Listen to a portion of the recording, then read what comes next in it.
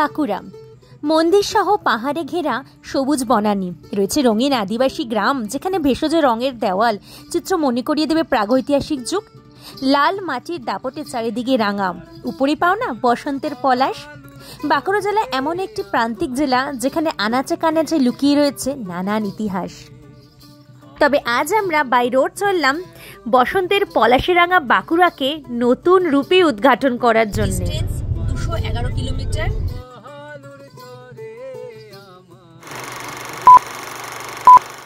Hey guys, welcome back to my channel.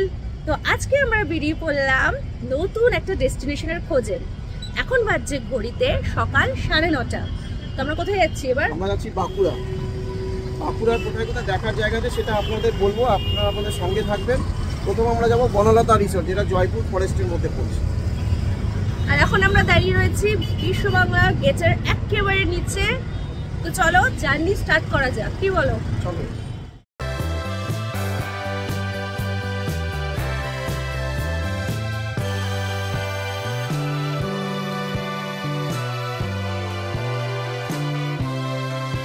গল্পের বইয়ের মতন জীবনেও রয়েছে বিভিন্ন অধ্যায়। সেই এক অধ্যায়েরই গল্প তোমাদের শোনাবো। তবে ভেবেছিলাম সকাল সকাল বেরোবো, একটু দেরি হয়ে গেল। 9:30 পৌঁছাতে লাগবে 4.5 ঘন্টা। আর এত সুন্দর রাস্তা, ঠিক করেছিলাম হাতে সময় নিয়ে বেরোবো। যেখানেই পাবো সুন্দর রাস্তা সেখানেই কিছু ফটো ক্লিক করব। শুধু বাঁকুড়া কেন, আমার শহর নিউ টাউন, এখানেও তো রয়েছে নানান ধরনের সুন্দর জায়গা যেখানে তোমরা এসে ঘুরতে পারবে, সুন্দর সুন্দর ফটো তুলতে পারবে। এই যে দেখতে পাচ্ছ মিষ্টি হাব, নানান রকমের মিষ্টিতে সুসজ্জিত। তারপরেই রয়েছে ইকো পার্ক, এখান দিয়ে দেখতে পারবে তোমরা 7 ওয়ান্ডার্স। তো নানান রকম সুন্দর সুন্দর জিনিসে ভরা আমার শহর নিউ টাউন। আমি কিন্তু নিউ টাউনেই থাকি, তাই নিউ টাউন সম্পর্কে অনেক কিছু আমার ভিডিওর মাধ্যমে জানতে পারবে। চলো এবার বাঁকুড়ায় যাওয়া যাক। পথেই পড়লো এয়ারপোর্ট, আর এয়ারপোর্ট দেখলেই তো মনে পড়ে সেই প্লেনে করে দূর দেশে পাড়ি দেওয়ার গল্প। এয়ারপোর্টের পাশ থেকে রাস্তা ধরে সোজা চলে গেলে দমদমের রাস্তা পড়বে, তবে আমরা যাব রাইট সাইডে।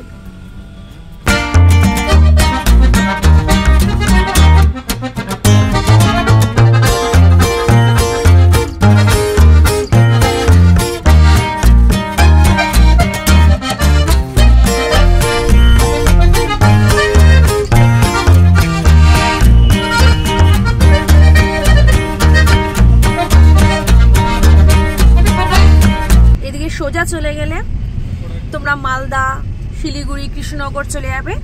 আমরা যাচ্ছি বাঁ দিকে, দেখতে পাচ্ছ বেলঘরিয়া এক্সপ্রেসওয়ে।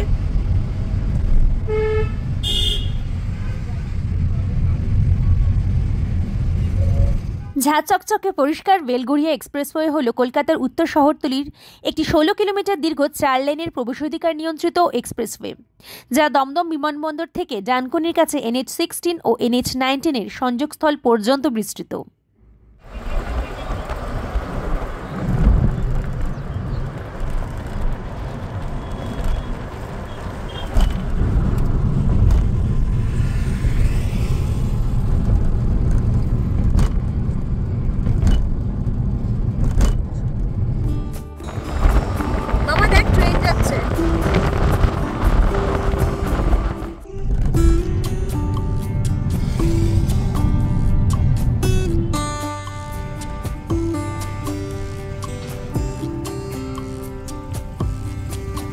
আমার যেসব বন্ধুরা দক্ষিণেশ্বরের মায়ের মন্দির অথবা বেলুড় মঠ দর্শন করতে চাও, তারা কিন্তু এই বেলঘরিয়া এক্সপ্রেসওয়ে ধরে সোজা, দেখো লেখা আছে সামনে, চলে গেলে পেয়ে যাবে দক্ষিণেশ্বরের মায়ের মন্দির। তবে আমরা চলে যাব লেফট সাইডে।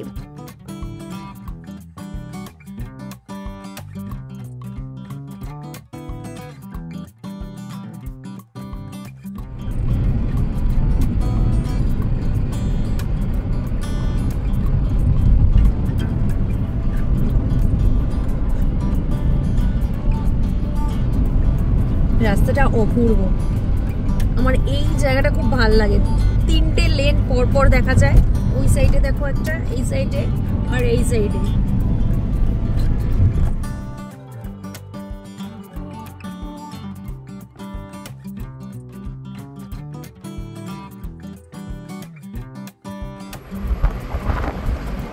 নিচ থেকে আমাদের মা গঙ্গা বয়ে যাচ্ছে। আর এখন রয়েছি বালি ব্রিজে। সকালবেলার ঝাঁ চকচকে রাস্তা, তার মধ্যে রৌদ্রোজ্জ্বল আবহাওয়া, সত্যি বলতে ভিডিও করতেও ভালো লাগে। তো আমরা যাত্রা শুরু করেছিলাম নিউ টাউন থেকে। নিউ টাউন থেকে আমরা সোজা চলে আসলাম এয়ারপোর্টের রাস্তায়। ওখান থেকে বেলগুড়িয়া এক্সপ্রেসওয়ে ধরে আমরা সোজা যাব এখন এই বালি ব্রিজে। এখন রয়েছি বালি ব্রিজ থেকে ডানলপের দিকে। এখান থেকে যখনই যাই আমার কাশ্মীরের কথা মনে পড়ে। কাশ্মীরে এরকম টানেল প্রচুর রয়েছে। চলে আসলাম প্রথম টোল প্লাজার সামনে, বালি টোল প্লাজা।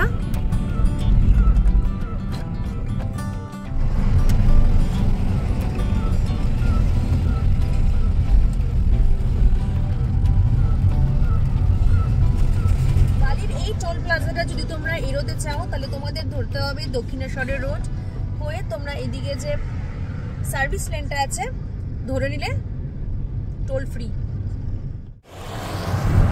সোজা দেখতে পাচ্ছ আমরা যাচ্ছি সোজা দিল্লি রোড হয়ে। আর তোমরা যদি এইদিকে চলে যাও লেফট সাইডে, এদিকে কিন্তু বম্বে রোড। তো আমরা দিল্লি রোড হয়ে যাব, তাই সোজা চলে আসবো।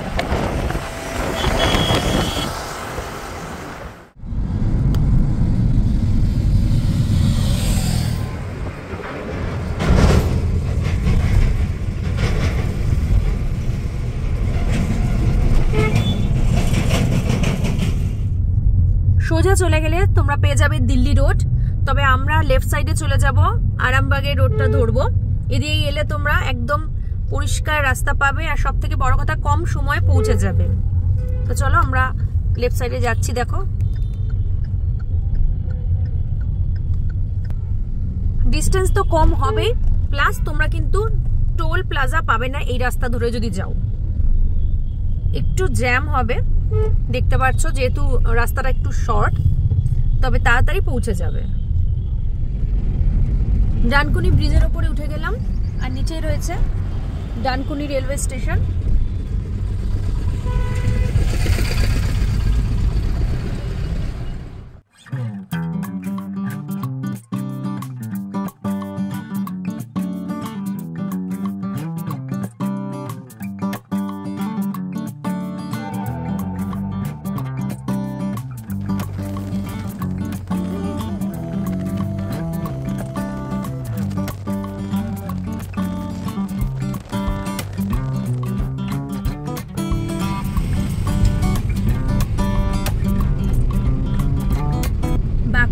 আর 112 কিলোমিটার, জয়রামবাটি এখানকে দেখাচ্ছে 44 কিলোমিটার। আর আমরা এখন আছি চাপাডাঙ্গা। দেখো লেখা আছে Chapadanga high school, Arambagh. Left সাইডে দেখাচ্ছে তারকেশ্বর।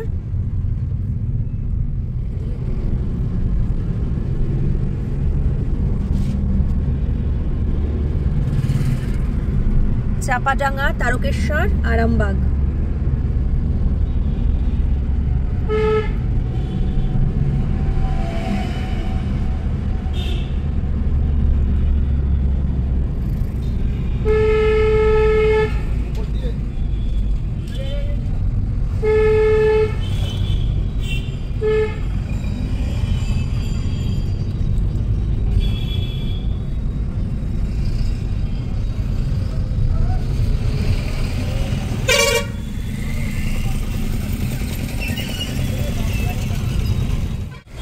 মায়াপুর এখান থেকে 11 কিলোমিটার মাত্র। যদি তোমরা মায়াপুর যেতে চাও চলে যাও।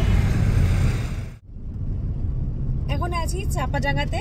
তো চাপাডাঙ্গা হয়ে আমরা আরামবাগ হয়ে চলে যাব জয়পুর ফরেস্টের দিকে। ওয়েদার ভারী সুন্দর, তাই জার্নি করতেও বেশ ভালো লাগে। তবে এখন দেখছি গরমটা বেশ বেড়ে গেছে। ফেব্রুয়ারি মাসে এই অবস্থা, এরপরে আর কত বাড়বে কি জানি। জাংলাপাড়া, এই জায়গাটা লেখা ছিল জাংলাপাড়া। সকালে তাড়াহুড়ো ছিল বেরোনোর সময়, তাই খাওয়া হয়নি। সঙ্গে করে মিক্স চাউমিন বানিয়ে নিয়ে এসেছিলাম, তো আমার মেয়েকে খাইয়ে দিয়েছি। এবার আমি একটু খেয়ে পেট পুজো করে নিই। বড্ড খিদে পেয়েছে, আর বেশি সময়ও নেই, কিছুক্ষণ পরেই পৌঁছে যাব। ওখানে গিয়ে বনলতা রিসর্টে দারুণ দারুণ খাবার দাবার খাবো, আর তোমাদের সঙ্গে তো অবশ্যই শেয়ার করব।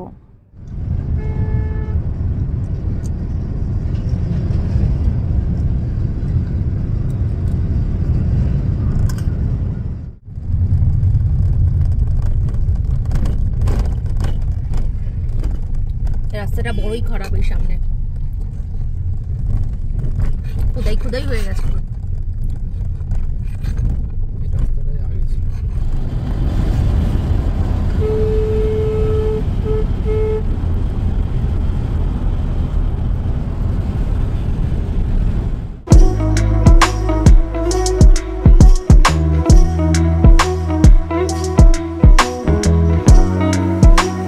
আরামবাগে পৌঁছে গেলাম, ঘড়ি কাটে এখন 11:54।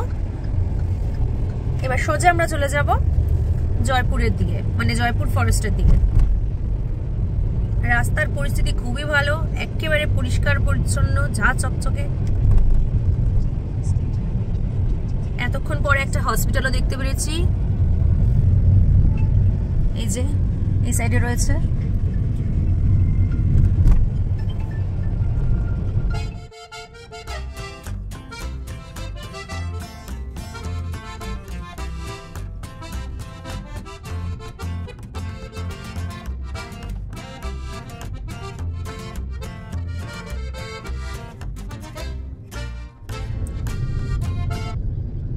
কলকাতা থেকে বাঁকুড়ার ডিস্টেন্স 211 কিলোমিটার, আর সময় লাগে 4 ঘন্টা 37 মিনিট। আর ভায়া NH-19 আর স্টেট হাইওয়ে 2। তবে আমরা যেহেতু সোজা এখন বাঁকুড়ার বনলতা রিসর্টে যাব, আমাদের ডিস্টেন্স কভার করতে হবে 181 কিলোমিটার, আর সময়টাও একটু কম লাগবে। সেই 9টা থেকে 9:30 মধ্যে আমরা স্টার্ট করেছিলাম জার্নি, আর এখন বাজছে 12টা, মোটামুটি আমরা পৌঁছিয়ে গেছি। পূর্ণ জার্নিতে তোমরা আমার মেয়ের বকবক শুনতে পাওনি, এর কারণ হলো কাল রাতে অনেক দেরি করে ফিরেছিল বিয়েবাড়ি থেকে। দেখো, গল্পের বই নিয়ে, পুতুল নিয়ে, খেলনা নিয়ে উনি ঘুম দিয়েছেন, পুরো জার্নিতে ঘুমাচ্ছে। বিউটি অ্যান্ড দ্য বিস্ট, রূপাঞ্জল এসব বই নিয়েছিল, মাম্মা পড়ু পড়ু করবো।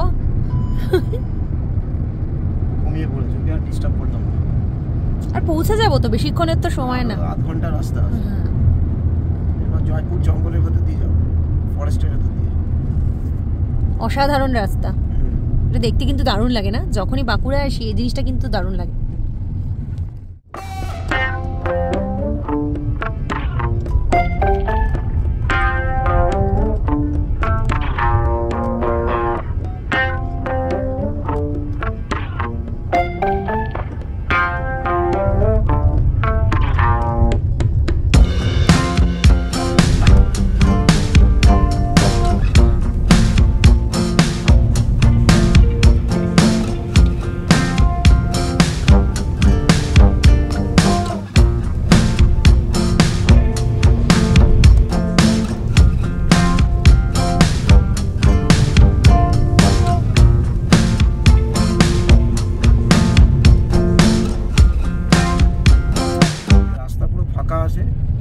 গাড়ি ইজিলি মুভ করছে। মেয়ে এখন ঘুম থেকে উঠে পড়েছে, অনেকক্ষণ ধরে ঘুমাচ্ছিল, তাকিয়ে আছে নাকি কে জানে। তো এইখানে একটু জ্যাম হয়েছে রাস্তায়, নাহলে পুরো রাস্তাটাই আমরা ফাঁকার মতো দিয়ে এসেছি, আর অনেক তাড়াতাড়ি চলে এসেছি। প্রায় 3 ঘন্টার মধ্যে বিষ্ণুপুর ঢুকে যাচ্ছি, যেখানে 4 ঘন্টা কাছাকাছি লাগে। ঘুমো হয়ে গেল? তুমি সানগ্লাস পরে রেডি? হ্যাঁ। আমরা কত গল্প করলাম, তো ঘুম ঘুম করেই কাটিয়ে দিলে।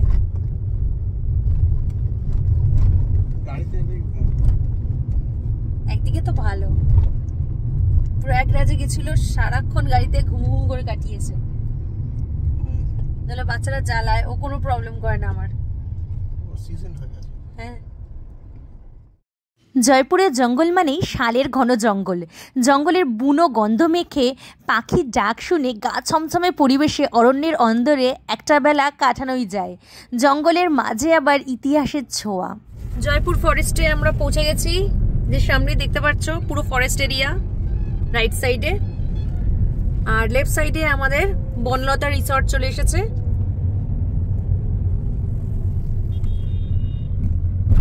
সামনেই শপিং এর বিশাল জায়গা রয়েছে, নানা রকম জিনিস তৈরি হচ্ছে। সামনে লেখা আছে দেখো, বনলতার স্পেশাল রসগোল্লা পাওয়া যায়। মনে আছে বনলতা সেই স্পেশাল রসগোল্লা? এত বিশাল বড় বড়, এখন 20 টাকা পিস হয়ে গেছে।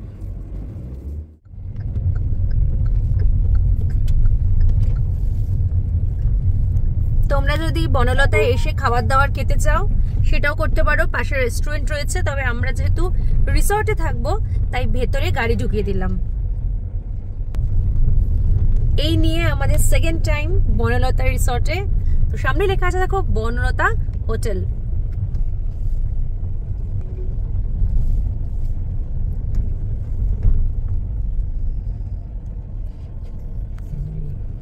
ঘড়ি কাটায় একদম 1টা বাজছে, আমরা পৌঁছে গেলাম বনলতা রিসর্টে। সেই সুন্দর প্রাকৃতিক পরিবেশ, রং বেরঙের ফুল, পাখি, আর এখান থেকে দেখো হাঁস দেখা যাচ্ছে। আমাদের যে রুমটা রয়েছে এটা খুব সুন্দর মানে সিচুয়েশনে রয়েছে, সামনেই ছোট্ট একটা পুকুর। ভাত নেবে এমনি, ওর সঙ্গে ওরা তরকারিটা ফ্রি দেয়। এখানে আলু পোস্ত, তারপরে তেতো, এগুলো সব দিয়েছে। আর কমপ্লিমেন্টারি থাকে ওরা পায়েস আর চাটনি। চাটনিটা তো দারুণ, আর পায়েসটা খাওয়ার জন্য মনে হয় আবার চলে আসবে এরকম। তবে জয়পুর ফরেস্ট মানেই শুধু কিন্তু বনলতা রিসর্ট নয়, রয়েছে দেখার আর উপলব্ধি করার অনেক কিছু। এই বাঁকুড়া ভ্রমণের সম্পূর্ণ তথ্য তোমাদের সাথে শেয়ার করব। এরপরে রয়েছে বিষ্ণুপুর, মুকুটমণিপুরের নানান ধরনের চমক। আমার সাথে কিন্তু থেকো, তাহলে অনেক কিছু তথ্য তোমরা জানতে পারবে। আজ শেয়ার করলাম কলকাতা থেকে বাঁকুড়া আসার যে পথ ঘাট রাস্তা। বাঁকুড়া ভ্রমণের প্রথম অধ্যায়ের গল্প কেমন লাগলো আমাকে জানিও। নতুন বন্ধুরা চ্যানেলটাকে সাবস্ক্রাইব করে নাও এরকম নিত্য নতুন তথ্য পাওয়ার জন্য। দেশ বিদেশ যেখানেই ঘুরি না কেন, নিজের রাজ্যের ব্যাপারটাই আলাদা। শাল, পলাশ, মহুয়া, নিম, সেগুনে ঢাকা বাঁকুড়ার, তাই না?